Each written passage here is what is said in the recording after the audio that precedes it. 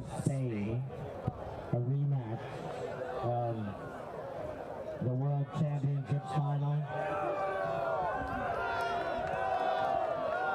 Who's cheering for France?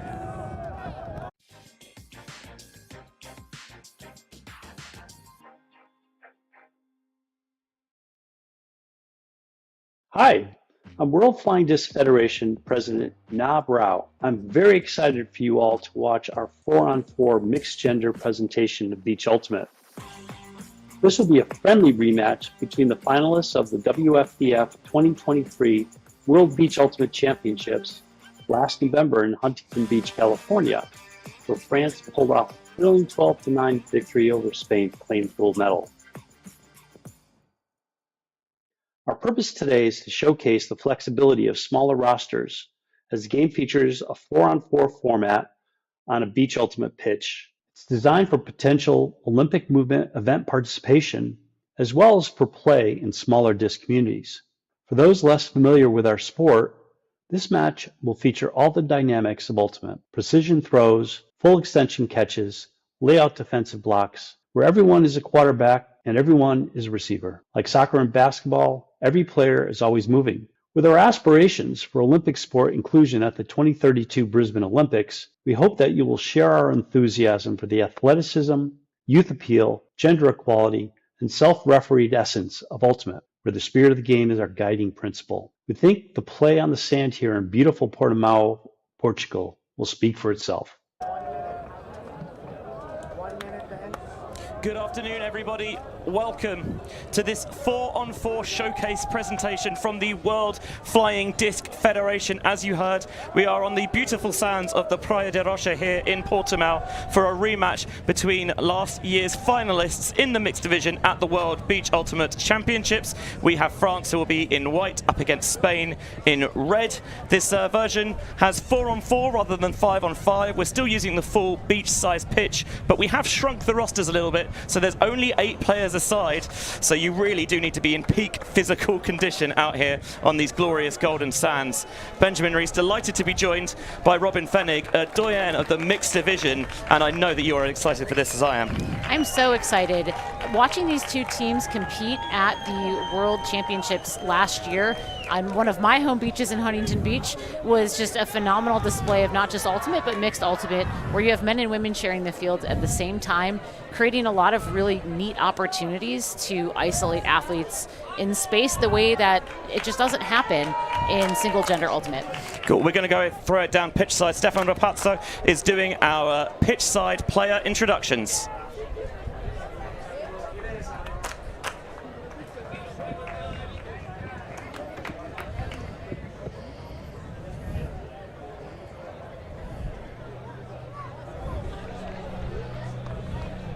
Welcome to the WFDF presentation, 4-on-4 Beach Ultimate. Starting with the world champions, France. Number 7, Salomé Rollet. Number 10, Eva Bourneau. Number 13, Tony Dimné. Number 18, Lison Bourneau. Number 26, Coralie Fouquet. Number 33, Léo Stanguenec. Number 39, Antoine Liron. And number 99, Ulysse Rouillard. On the other side, silver medalists on the beach in Huntington. Team Spain, number 1, Patricia Navassa. Number 11, Aina Perez. Number 12, Santiago Ramos. Number 18, Andrea Carretero. Number 19, Marta Ortiz. Number 21, Jose Gabaldoni. Number 22, Oscar Gonzalez. And number 44, Alex Garcia.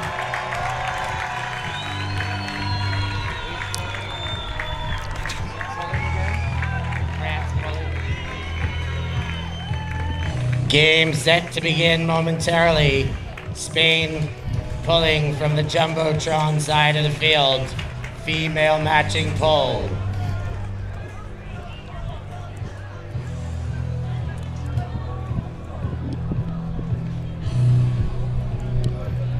So the players have made their introductions. The 8 chosen from each side, of course, who had the finals game at last year's World Beach Ultimate Championships. They were superb in making it to the final and in showcasing exactly what this sport is all about in a sensational game.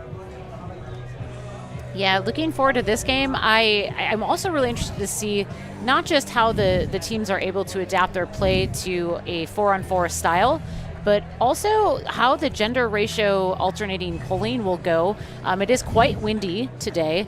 The wind is consistently picked up throughout the day. Both teams have both strong pulling rosters on both sides for their gender matches.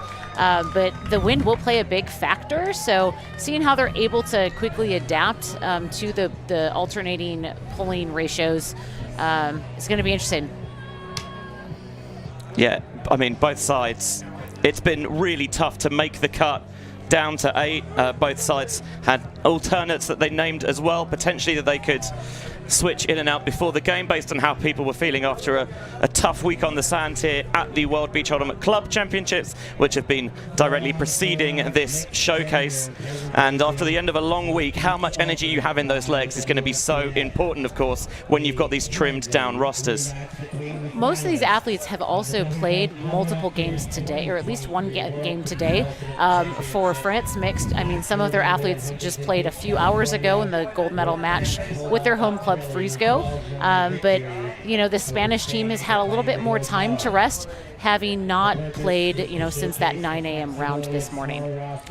Player to watch for Spain. How about Aina Perez? What do you like about her game, Robin? As someone who had the opportunity to play against her this week, I love how versatile she is. She's so effective at attacking space, setting up really easy to hit continuations, even when it's quite windy out. And she's got really great command of the edge of every single throw she makes downfield. So she really is a double threat. You don't want to force her into the end zone because it's a goal. You don't want to force her under because it's surely going to be an assist. Yeah, and to that point, 6 assists last year at the World Beach Ultimate Championships and 15 goals, which was the joint highest for this Spain roster. So she has that natural finishing instinct that is so crucial on any surface.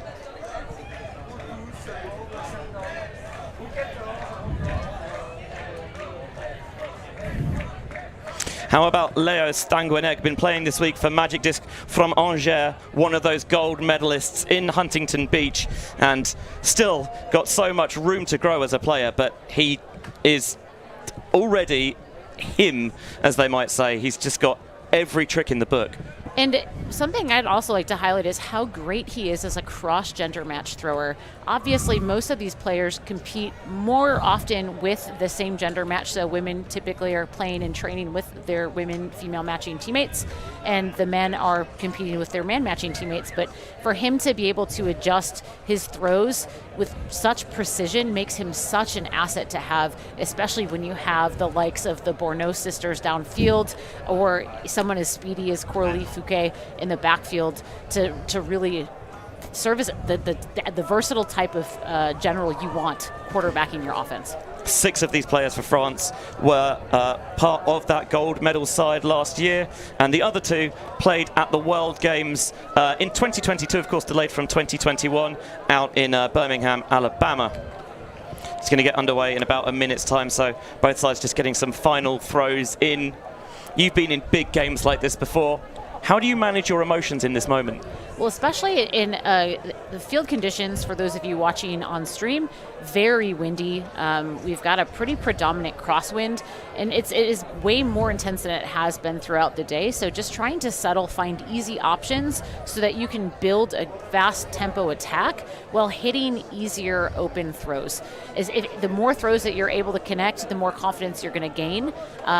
And that's, to me, that's whichever team is going to be the cleanest and the most precise with their disc skills will be the team that comes out on top today. Spain will pull. See the yellow Ultra Star there in the hand of Marta Ortiz. You know, one thing, Benji, I'm really interested in seeing is how the line composition may change throughout the game. Are these teams going to have the same four working in pods and lines, or will they have some crossover throughout the game?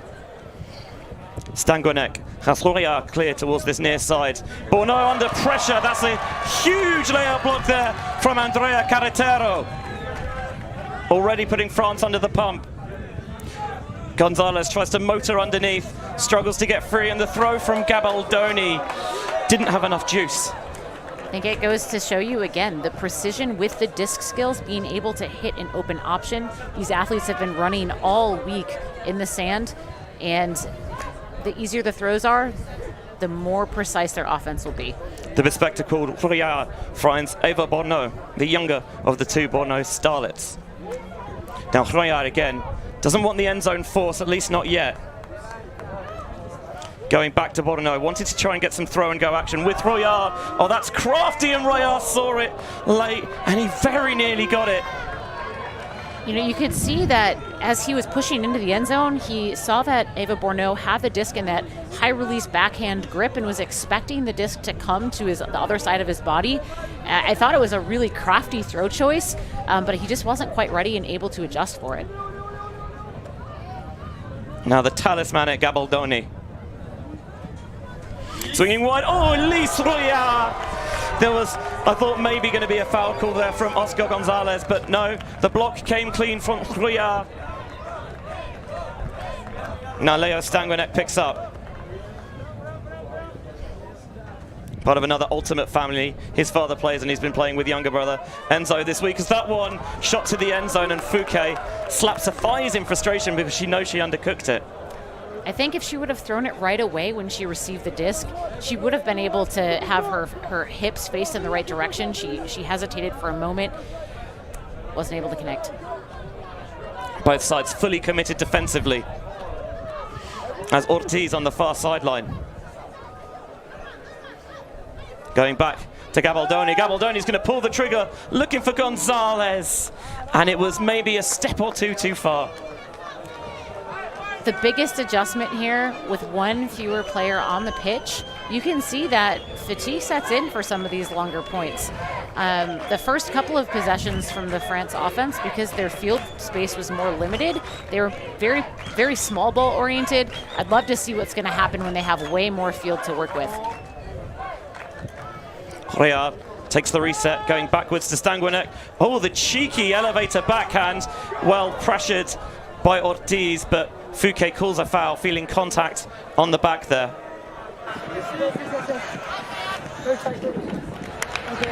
And after a brief discussion, the call quickly retracted. Turnover will stand. You know, I think when Fouquet had that opportunity to realize that Ortiz just got to the space first and she wasn't able to back up because she had beat her to the right spot, was able to retract that. That's a great spirit of the game on display.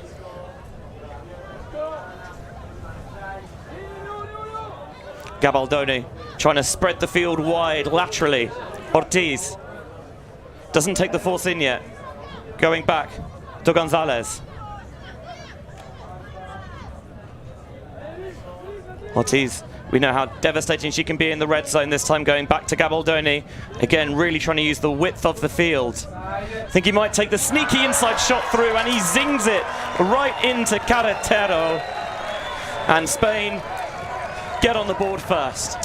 Eva Bourneau's defensive buffer from her matchup was just a little bit too offset to the open side, creating a really easy to hit angle for that inside break throw. I mean, with the wind cutting across, you know, from the left side to the right side of your screen, it's a lot easier to put a fast throw that has pace with that inside forehand delivery, able to hit his receiver right in the chest. That's pinpoint precise, the exact way that you want to execute in the end zone. Carataro was enormous in that final run from Spain last year, all over the field. And I think for a lot of players from both countries, really, the international game as a whole, not necessarily as familiar with those players who are more beach specialists, but as the beach game continues to grow, I think those will be household names sooner rather than later. Absolutely. Honestly, getting to know all of these Spanish players has been so fun for me as an ultimate player and an enthusiast, because beach is so strong in their community. Most of their clubs do compete both grass and beach, and in a lot of other countries where beaches are a little less accessible, they really only focus on grass. So seeing how they're able to develop the game is incredible. Jole pump fakes the backhand downfield and goes shorter to Bourneau instead, trying to manipulate the mark of Patricia Navassa. Lisson Bourneau going back to Liron.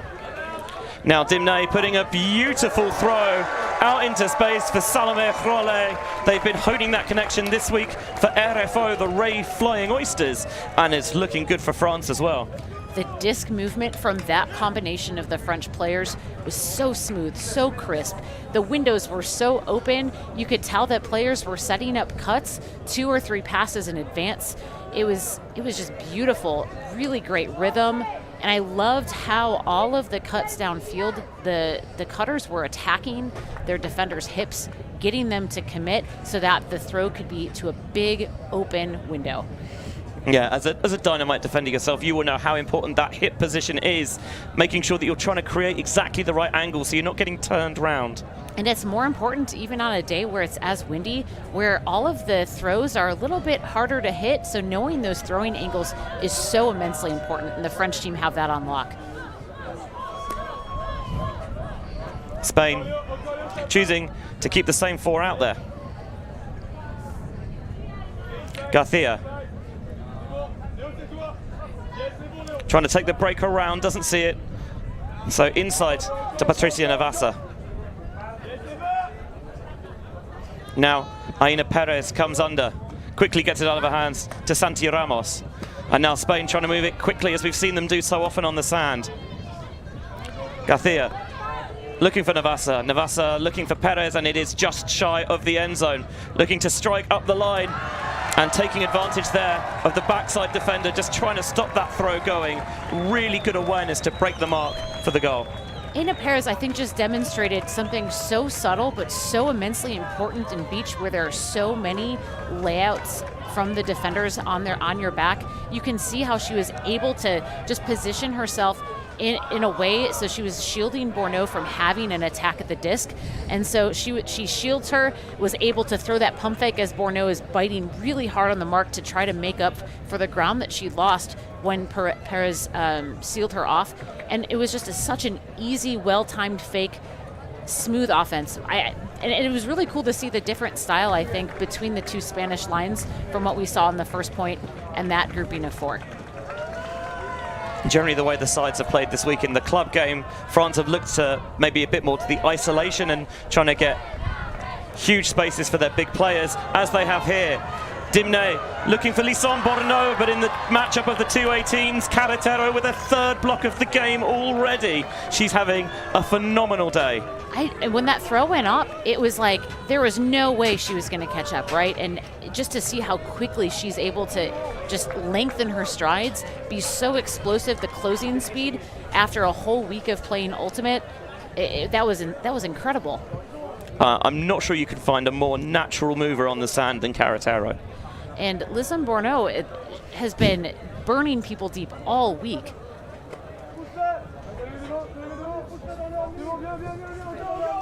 Caratero now with the crafty break down the line, finding Marta Ortiz. A little bit of a miscommunication, but Gonzalez stays with it and gives the return pass.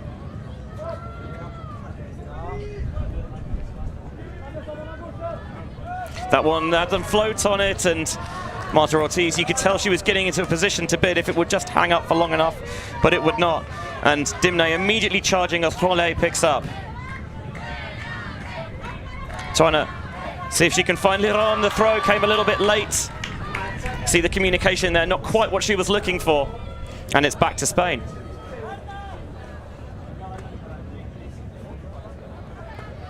Carretero to Gonzalez. Scabaldoni has Gonzalez taking off deep. He's trying to sit it up there for him. And, well, it didn't work the first time, but he was able to go back up and get it at the second attempt. And Spain extending their advantage to 2. They lead 3-1.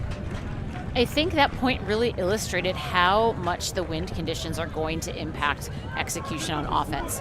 Generally speaking, the throws that are completely vertical, like parallel to the sidelines or perpendicular to the sidelines, those are the hardest angles to hit in the wind. Anytime you can throw at a 45 or 30 degree angle, it's going to be, you're going to be able to put the disc flat and really leverage the fact that the disc will float when put into the wind. But when you're trying to slice at those perpendicular or parallel angles in this particular wind, it's going to be very difficult to execute unless the window is quite big. As you can probably see from the flags in the back of your picture, the wind, if we look at it from the main angle, is kind of pushing towards the back right of your screen. And it things a little bit trickier when it's not straight upwind down or a true crosswind. You just have to take things into account a little bit more as the pull lands just out of bounds, and that means Stanguinet can bring it in at the brick mark.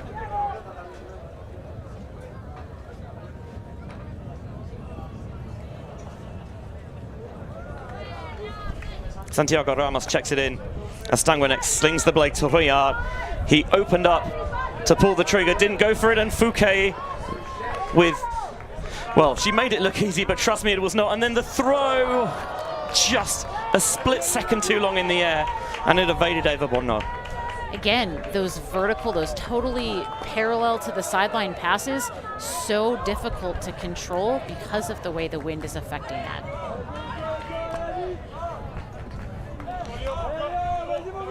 Now Ramos to Navassa, and Navassa opens up the arms, winds it up and sends it deep, and Santiago Ramos with the finish in style. Spain have started on fire. I mean, it's almost as though, you know, they have fresh legs after running on this beach for 6 days. It's incredible. I think the thing that's serving them quite well is they're attacking the disc laterally. You know, they're not afraid to hit that immediate, maybe short gain, but field-changing swing to a receiver out wide, and they're able to make these quick passes before the French marks can set. Yeah, constantly changing those angles of attack, and it does help as well when you just have the confidence to go for a little bit of style on the finish. Did he need to lay out for it?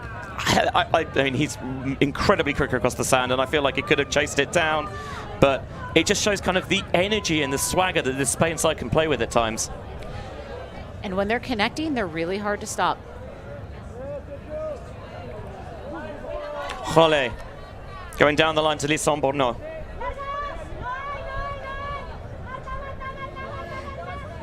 Bornau gets the break around, and you're seeing there from the pass count that Spain just, so many of these short passes that don't necessarily seem to advance you too much, but just keep things ticking over. Beautiful throw into space there for Rollet. Rollet looking into the end zone to Lisson Bornau, but utilizes the offhand to Liron, and he hooks up with Dimne for France to get back on the board. That end zone possession was interesting. It was almost like the French kind of adopted a Spanish-style offense where you see the handler reset attacking upfield and able to, as they're slowing down, able to kind of pick the angle of attack so that they can make the continuation a little bit easier, manipulate the mark, put the mark on an island being a little bit flatter. And you can see right when the Spanish defender, he's got to go really flat to try to prevent something directly in front, and is able to to just kind of squeeze something in momentum because of that forward leading pass. I love the offhand throw there as well from Rollet. Once those were considered flashy flare throws, but now it's a tool that every good thrower has in the arsenal, and leading the player into space as well. He's catching it and looking at the end zone and seeing play develop in front of him already. It's a throw that 17 years into my ultimate Frisbee career, I'm just learning to develop myself. As a huge layout comes in from the young gun Leo Stanguenec. Showing that he can get it done on both sides of the disc. And now a contested skying battle won by Coralie Fouquet. Back to the aforementioned Stanguenec. Putting it into space for Rouillard, who sets himself and adjusts. Knew that he had time and made the most of it. Eva Borneau looking for some throw and go for Fouquet, who extends the go-go gadget arms. Fouquet now trying to take advantage. That is a beautiful throw because she weighted that to perfection. She made it look like there was no wind at all. I think something that I tell throwers that I coach is that it's so impactful sometimes just to gather data. Those early turnovers that she threw, she was able to get a lot of information about how the wind was affecting her high release backhand. You could kind of see she pivots almost away from her mark to set up that ideal throwing angle as she attacks across the field at that kind of that 45-degree angle with her throw. Weights it expertly, able to complete that right over the Spanish defender. I don't think Garcia's in a bad position there, because from what you've seen with the conditions, I think you almost bait it a little bit. You say, Fouquet, if you think you can hit that, go ahead, be my guest. And Fouquet did not need a second invitation. Absolutely not. And I love that time she didn't hesitate at all. Earlier opportunities where she was looking at the end zone, you could tell she stepped out, she pump faked, and then she threw the second attempt a little bit off balance. And that time, because she did it all in rhythm, just picture perfect. Huge pull that'll get Spain starting from the back of their own end zone. Garcia got the nice angle on that one to Ramos. And now Patricia Navassa to Garcia, who's uncorking it, looking for Santi Ramos. Those two have been a devastating combination this week for Murciélagos, and they are so for Spain as well. I love how well timed all of these deep cuts are from Spain, and they're being really selective about which shots they're choosing. I like that they were able to leverage the wind a little bit to float it, put it up early, and you could tell that the receiver was just trying to extend the lead from his defender, looked over his right shoulder, able to catch it in stride. But even if he hadn't put that, if he would have pump faked him and had him come under, he would have had either angle, either side of the field to attack. I mean, I love the timing of their offense right now. I want to point out the bid there from Dimne, because he feels like he has a shot at getting the disc, but when you bid and you don't get there, he's not in a position to put the force on. It looks like... Yeah, Royale got a touch on that before it hit the floor. And so that is going to be a drop pull, and that will give Spain a glorious chance for a break here.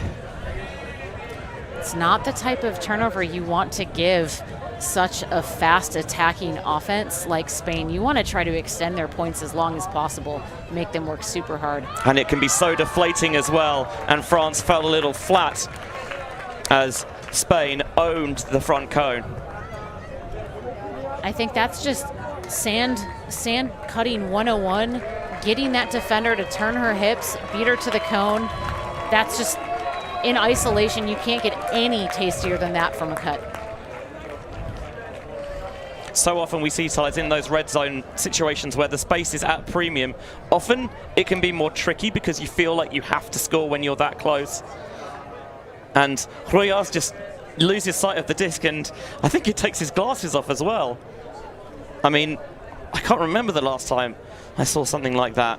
And then, what a dagger from Spain. As they pull superbly once more, Stanguenec fields in his own end zone. Royard tries to put his name on the underneath space and receives. Pivots out to pump the backhand downfield. Now Stanguenec, lovely lofted lefty backhand.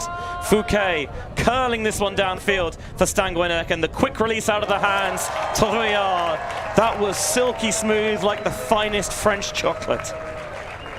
the command of the edge on that around backhand from Phuket really set up her receiver to receive it in stride before any defender had an opportunity to set a mark, break up the rhythm. I mean, that was expertly weighted. Again, every throw that you make as a thrower, you're getting more information about the wind conditions and how you can use it to your advantage. You know, I think that we're seeing from both of these teams, the wind isn't enough to really make throwing impossible, but it is enough to really show the craftiness of throwers and how they're able to like leverage the advantage the wind can give you. The wind can help you throw so much farther. It can help you do way more things than you can on a still day. Yeah, definitely something I'd call a thrower's wind, where it's not about trying to fight against it necessarily. It's about utilizing it in the right way. It's Dimne with the pull that goes sky high and is going to drop perfectly in the end zone. Another beautiful disc, so much hand time that allows the defense to get into position. They've got the deep shot set up to Santi Ramos. They haven't been able to stop that yet, but Antoine Liron climbs Jacob's ladder and punches it out of the heavens. I was very, very impressed by how Liron was able to just like find that right angle as soon as the disc was out of the thrower's hand. Oftentimes when you're pushing when you're on defense and you're pushing your receiver out, you need to be aware of kind of all of the angles that the disc can be coming to your matchup. And so he was able to find that angle and immediately take the most efficient route to get to the disc. So Liron, having got that block, will try and help France go right the way down the field. Lisson Borneau opens up the arm. Another picture-perfect put from Lisson Borneau. This time Salomé Rollet is the target of choice, and France back to go within one. And to Spain's credit, I mean, Rollet has only been in the backfield. This is the first time we've seen her open up that stride, and on a matchup like Perez, who again glides atop the sand, that is a really gutsy shot to that matchup, but showing exactly why France is a gold medal contention team, right? I mean, it is a beautiful shot, perfectly rated, and I think part of the reason these two nations have such good beach ultimate savvy and know-how is because all the players are so multiple. They really pick your poison players. We know what you can do with the disc, so we'll force you away from it, and then they can strike deep and really punish you. Yes, I think in order to excel at beach, you really need to be a well-rounded player. I think on the grass, there's way more opportunities for being a role player. And with such a limited roster size, you want to take the most complete athletes you possibly can.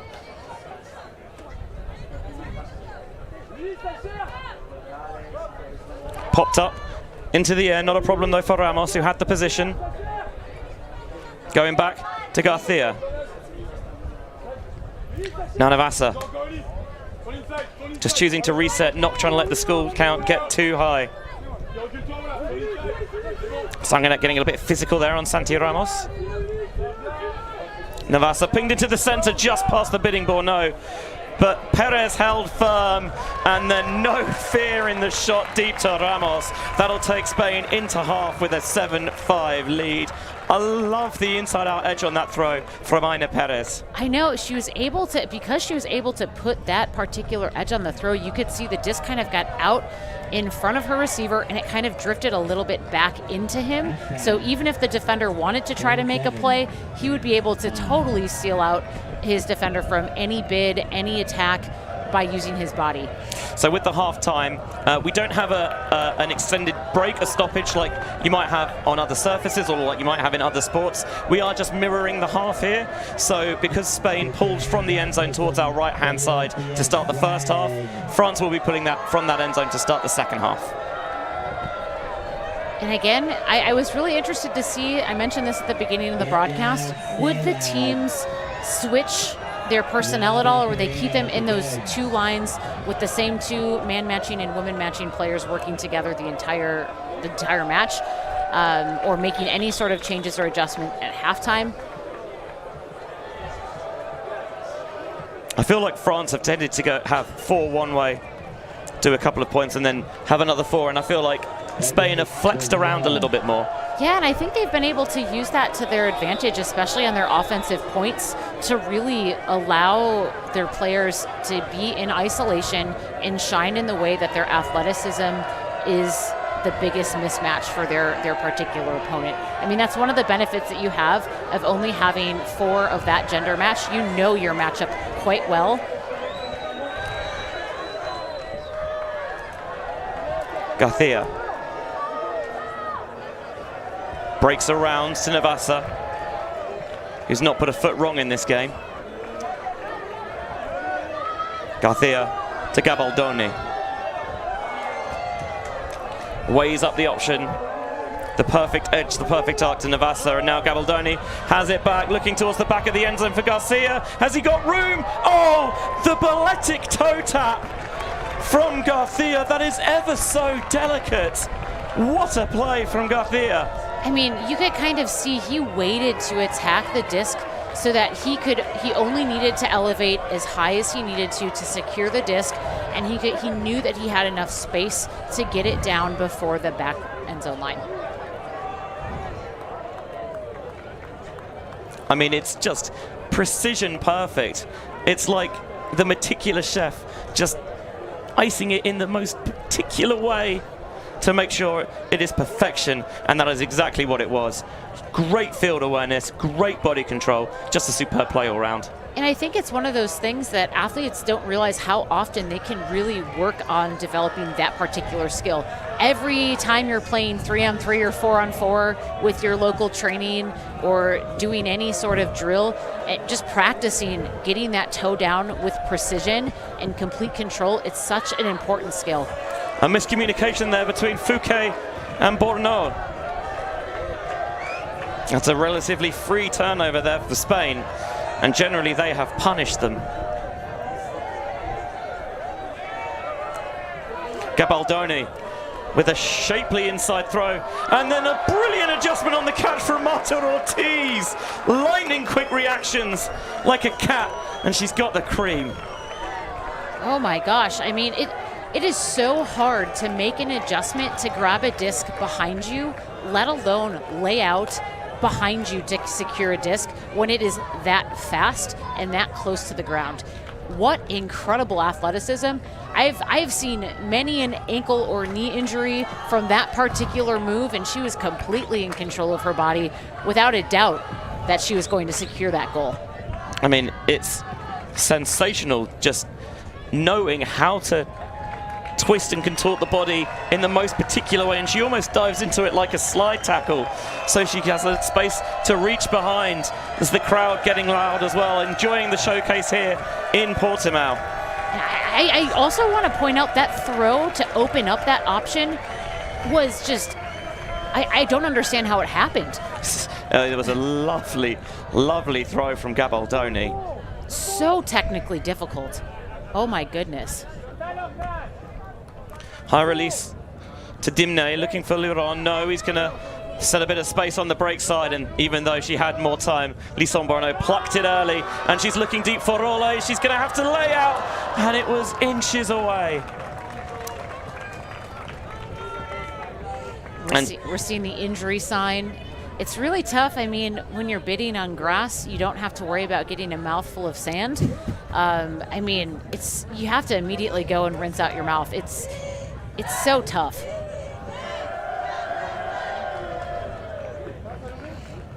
France have swapped in Eva Borno, so she'll now be playing on the same line as her sister, which must be quite a good feeling. My first season that I played in Europe, I got to play against them on the same line. And Navassa slides Springsteen style to her knees, catches just shy of the end zone, and seemed entirely unfazed by the whole thing with the first pass conversion into the end zone to Ortiz again. Navassa she's been such a star on the beach. Someone would ask me, who do I think is the best female matching beach player, especially going into last year's World Championships? I would always pick her. I think the fact that she primarily dedicates herself to training on the beach, and she's so technically proficient. She played a grass club season with Yaka, my French club team, and watching her be able to just showcase how training on beach just immediately allows you to shine also on the grass. Every time she throws, you can tell how balanced she is. She's never rushing. She's never, her center of gravity is always in control.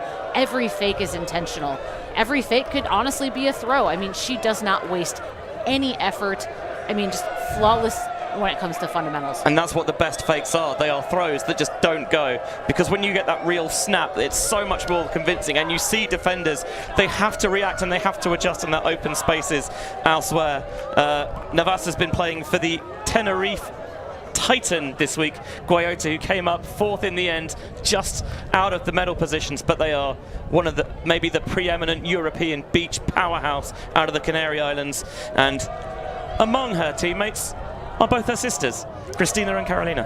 I know, and it's so neat. I think that we're seeing it a little bit more in grass where families are starting to compete with each other, but I think that's so part of the beach ultimate Frisbee culture. We had the whole Philippines contingent. A lot of them, you've got multi-generational teams. You know, you've got folks playing with their siblings, but it's really awesome to see that people can do this not just with their communities, but also their families. I mean, we've even had a team this week where there was a mother playing with her 2 daughters, which was just so heartwarming to watch. Oh, Stanguenek's motored off deep. He's trying to put a name on the space. Gebaldoni bids, comes up empty, and then the cool as you like flip, cool as the other side of the pillow as they punch it in for the score. I thought Ortiz was honestly going to sneak in there and get her hand right in front of the disc. I couldn't believe how much space she was able to make up on that play against the 2-man matching player receivers.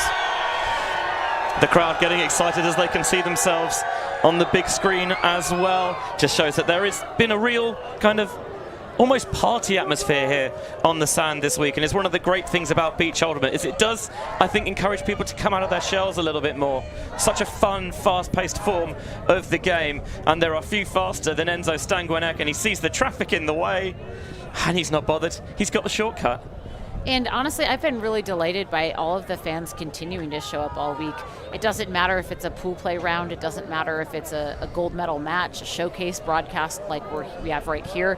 Obviously, it's way more enjoyable to be sitting on the beach than it is potentially to be on a soccer pitch on the grass. Well, I particularly enjoyed seeing people, just normal holiday makers who are here, just walk past and be, what's this all about? And then sit in the stands and enjoy the show. The number of folks who've asked me about the competition throughout the week, I feel like we've made some real fans of Ultimate Frisbee just by having the tournament at such an accessible location. That's a rarity from Spain in this game. A miscommunication there. Not on the same page. And Liron will pick up. Dimne trying to chug through the sand. He's gone, he's got Borneau going deep, and we know Dimne likes to shoot. How's he going to hold up enough? Never in doubt when you've got Lisson Borneau on the other end. And that was one of the first initiating sets that France has shown where they had cross-gender match cutters downfield and cross-gender match handlers in the backfield. Typically, they've opted to go 2-man matching in the backfield to initiate with 2 women matching downfield. And so I think that showcases how they're able to isolate their women matching players in space so that there can't be man matching players there to help, really putting their defenders on an island. I mean, that's just beautiful mix ultimate from that stop disc. There's Lisson Borneau, her and her sister Ava were playing their club ultimate this year with Moon Cup out of Brussels. They went to the silver medal position in the end in the European grass season. They had a phenomenal campaign. Both of them were standout. Not that there was ever any doubt. I had the opportunity to play against them when they were teenagers on my first season with Yaka. And I'll tell you what, they were just as talented and athletic then. Yeah, still only 23 and 21. Both already played World Games, and there will be more where that came from. Trust me. That time, I think the first mistake from Navassa, she held out the hand and the disc did not arrive where she thought it would. Stanguenek rakes the break around, punches it into Coco Fouquet. France have built up a little bit of a head of steam. That's 3 on the bounce for them now. I think a big difference was that last pole play, off of the last pole. I mean, France really came down and applied pressure very quickly. I think that up until this point, we've seen them kind of, I don't want to say jogging, but they haven't been running at their full capacity to apply pressure to the pole play that Spain has been initiating with. And I think just trying to apply that building pressure is going to continue to serve them. They need to find ways to manufacture breaks, and they're not going to do that unless they're in position to do so. I think that's partly because, of course, you've only got a roster of 8 players, so you need to find ways to conserve your energy. So much I think about on sand is about economy and efficiency of movement. If you've ever heard the phrase work smarter, not harder, I feel like that's so appropriate when you play on the beach, where it just does sap your energy. And as you mentioned, Stanguinek finds the reserves to hustle down to chase the pool. Gonzalez zipping the inside backhand, and it zips into the sand. I think there's a little bit of a miscommunication. Ortiz was really starting to open up her stride and attack the deep space. Was probably expecting a pump fake before she had to come back under to attack. Lisson Borneau looking for Sister Ava. Oh, what a D that is from Carretero. Ava Borneau still thought she might have a shot at it, so she put the bid in regardless, and I thought for sure the 2 siblings would connect. Carretero clearly had other ideas. She continues to stuff the stat sheet, block after block after block. And this will actually allow both teams to kind of catch their breath a little bit, and again, back to your point, work smarter, not harder. Anytime you find those little micro breaks throughout a point, that just means more pressure, more intensity that you're able to give to the game once the disc is tapped in.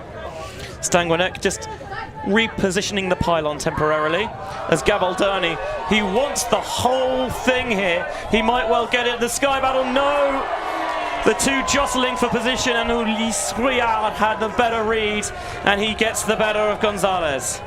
I think that his receiver was just too far away when he decided to throw it. I wish he would have thrown it when he threw the pump fake. It would have been probably a much better weighted deep throw.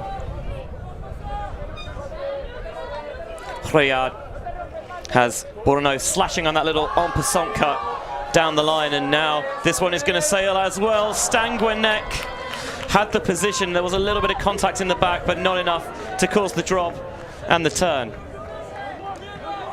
He had his hand there, and that will be one that he knows that he should have stuck.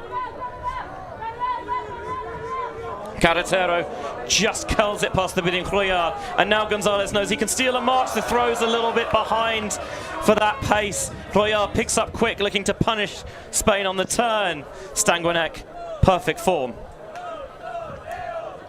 Thinking about an inside backhand instead. Going backwards on the pivot to curl it around the mark of Gabaldoni.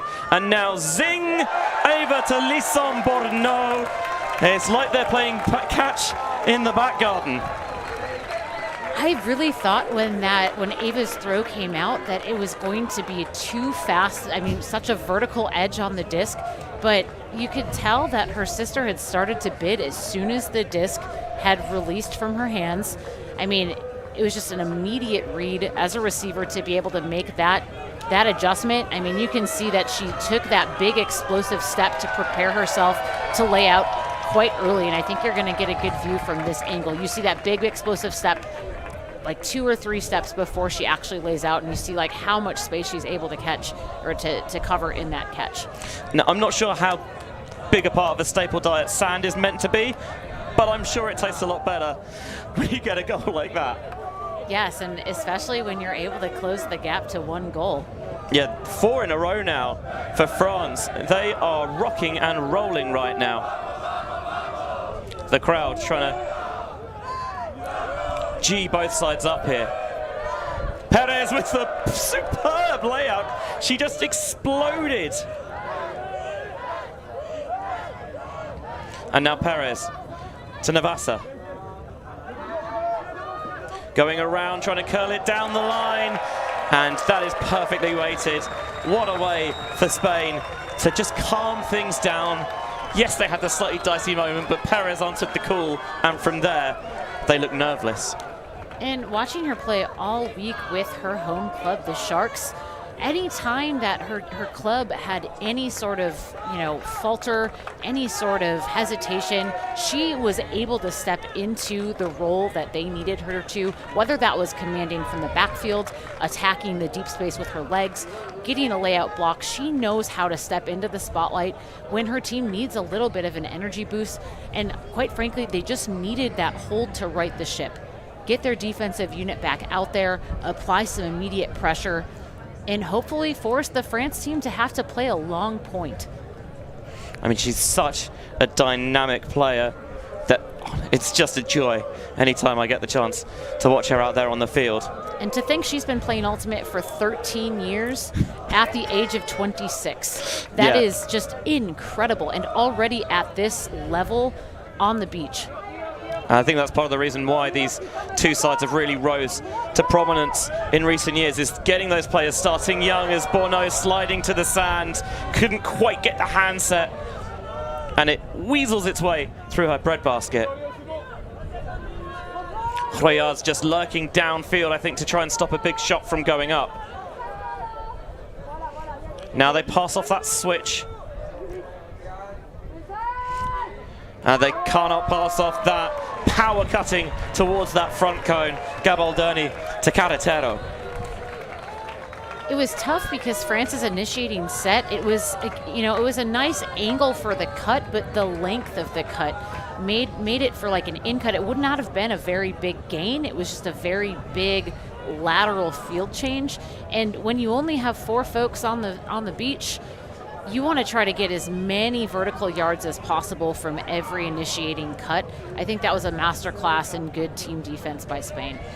And you see there from the drone angle, the cut there, that scores just using a slightly lower of center of gravity to burrow underneath her, get that inside position, and from there, she was always going to stick the catch. And the thing that I like too is that fast break movement. After Borneau was trying to bobble, it was on the ground for a bit.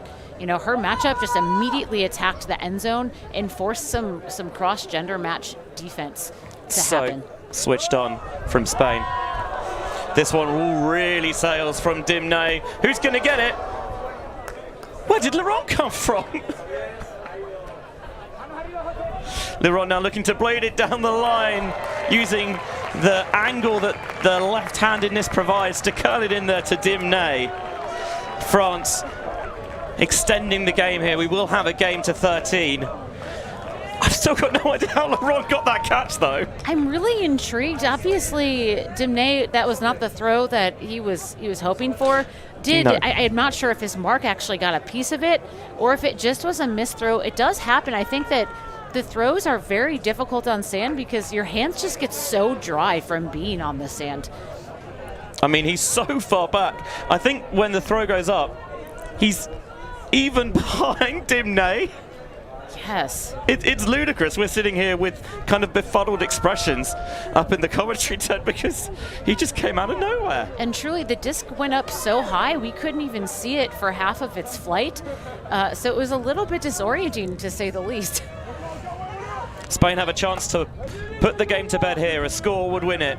Down the line, oh, it would have been something out of this world from Navassa. Tried to scoop it with a trailing edge, but it wasn't to be.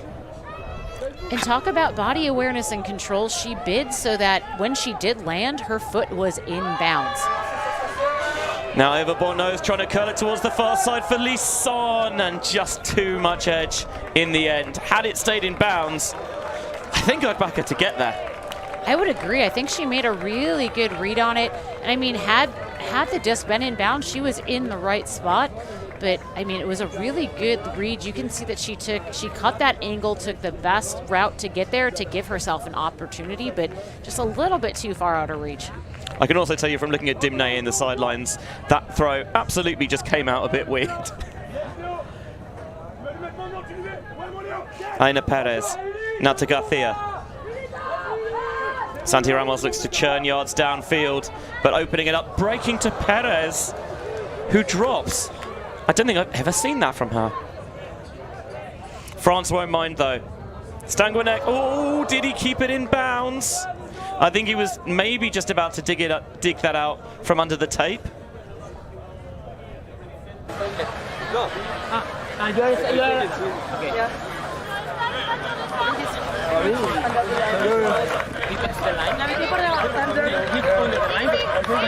One of the key differences between grass and beach is if you get that foot under the tape, that's in bounds. Whereas in grass ultimate, you touch the line, it's out.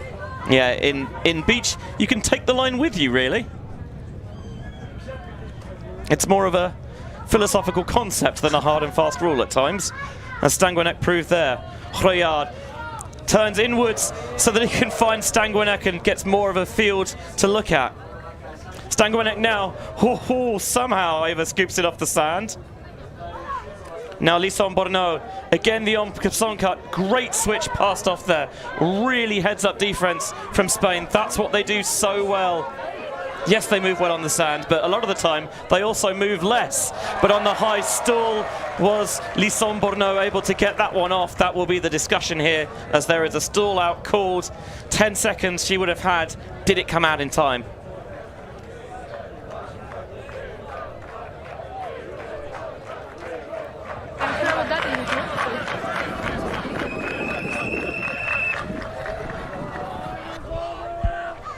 In the end, they're going to agree to disagree, so it will go back into Lisson Borneau's possession, coming in, stalling 8. Nice to see it resolved quickly and amicably. Now she's going for the hammer. Oh, the edge is going to take that away. Royard!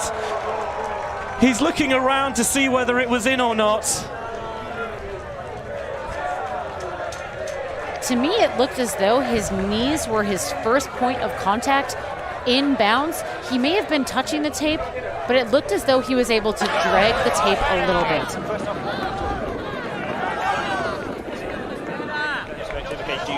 My question is, if land lay down with the chest, instead of the legs. Toes out, toes in, touch the ground at the same time. So I would say it's too close to centre. That would be my perspective. That's how the rules change.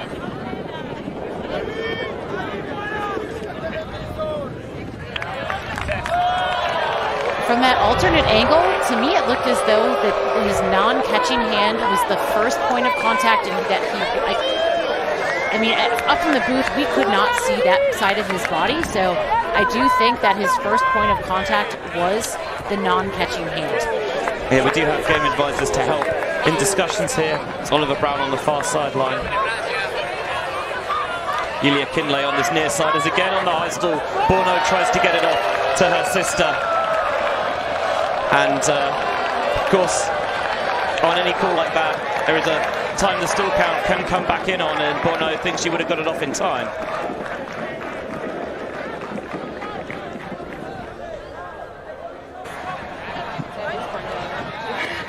Stall count retracted for the score. I wonder if that's just maybe a miscommunication about what the stall should have come in from.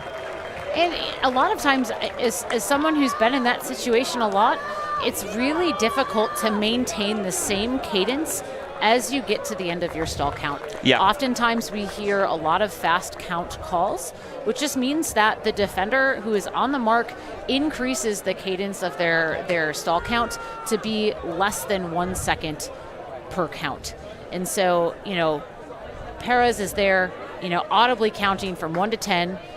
Off after that, the first contested stall, you know, Borneau only has 2 seconds to get the disc, really only 1 second to get the disc out of her hand. And so that's really difficult. But again, it's also difficult as the defender in that situation to keep that cadence smooth and even when your heart rate's getting up, the adrenaline's going faster, and it's very easy and natural to speed up your count at the end. It's almost human nature in a way. The closer you get to something, the more you strive to get there ever quicker. Yeah, and I mean, honestly, you're working hard on the mark, and in Perez's point, I mean, honestly, marking is one of the hardest parts of Ultimate. You have to work so hard, stay so focused, and to do that repeatedly, it's so hard. Yeah, I think there was a time gone by when being on the mark was seen as you get a little bit of a break from running around, but if you treat it that way, I think you're generally not putting on a very good mark. Well, and honestly, throwing skill sets of all of the athletes competing here on this beach have improved so much over the years. Trying to end it in style to Navassa, and they do! Spain with a 13-11 victory.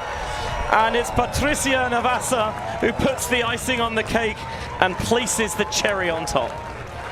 And the smile when she knew that she was going to jump it into the end zone, knowing that the match was done. These athletes have worked so hard over the last roughly 50 minutes that what a great display of athleticism and skill. So glad to have been up in the booth with you today. It's been an absolute pleasure and a privilege. Both sides were superb. They came up with their fair share of big plays. There were a couple of mistakes that I don't think we'd normally see from these sides as they adjusted to the format a little bit. Certainly the first time you would play, obviously, 4-on-4 on this big pitch. There would be that understanding that, especially with the shortened roster, you will have those errors.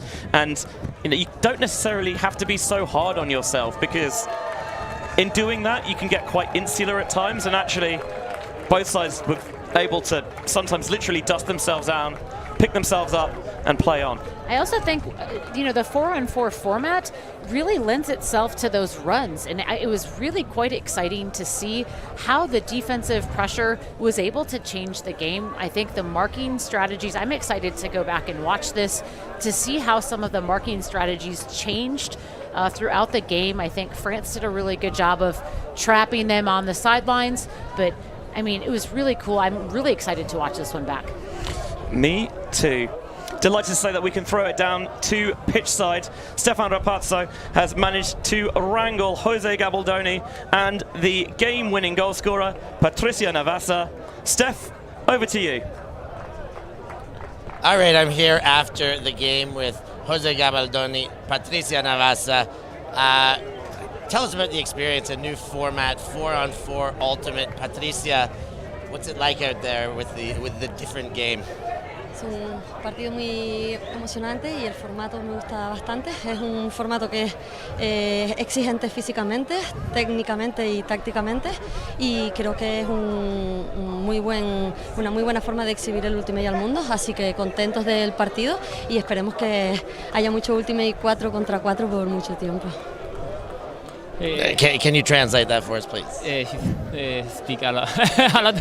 So she said it's a really intense and fun format, and she doesn't say it, but she thought about it a lot of years ago that she want to play like this format. It's like really fun, it's really intense, and that way the Ultimate is more like fast and interesting to the viewers. And she really likes it. She hopes that this format keep going and keep playing like this. Nice. European powerhouses, France and Spain, met in the final.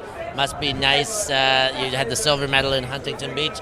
Must be nice to get the win against France this time here in Portugal. Yeah, it was really fun because we have this the knife on our back that we felt like we could do it better in Los Angeles, and we lose. And seeing these players, the same players we see all the time, and we kind of know each other. And we won this time, finally. Must feel good. Tactics, strategy, how does it change to play a 4-on-4 game rather than the traditional 5-on-5?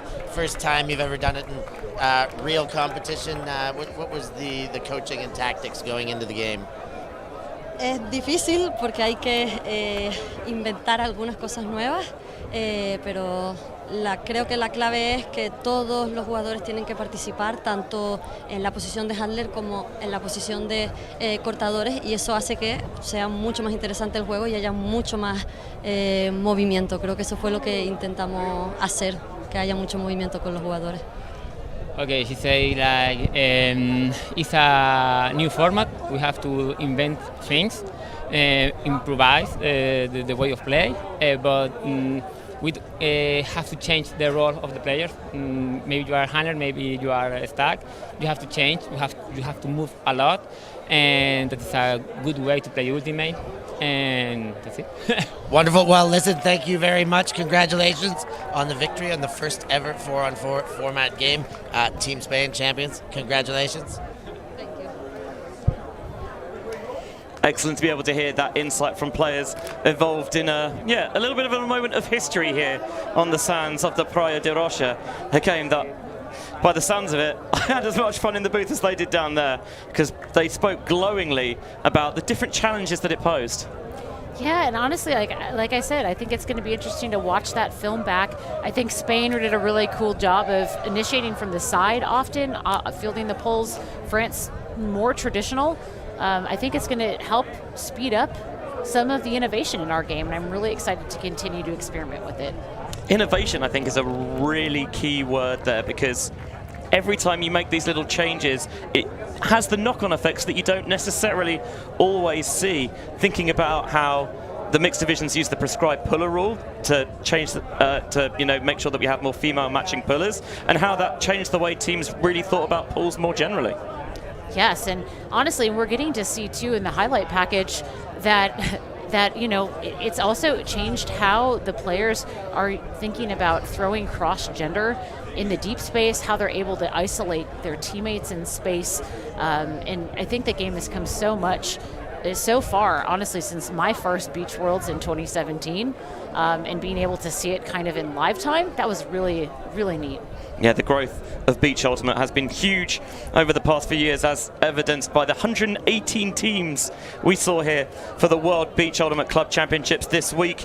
And what a showcase to end things there with the 2 finalists from Huntington Beach last year in this mixed division. I mean, huge plays all over the shop from both sides. Cadatero was outstanding, 3 goals and assists and 3 blocks as well. I mean, both sides really came to play in this contest.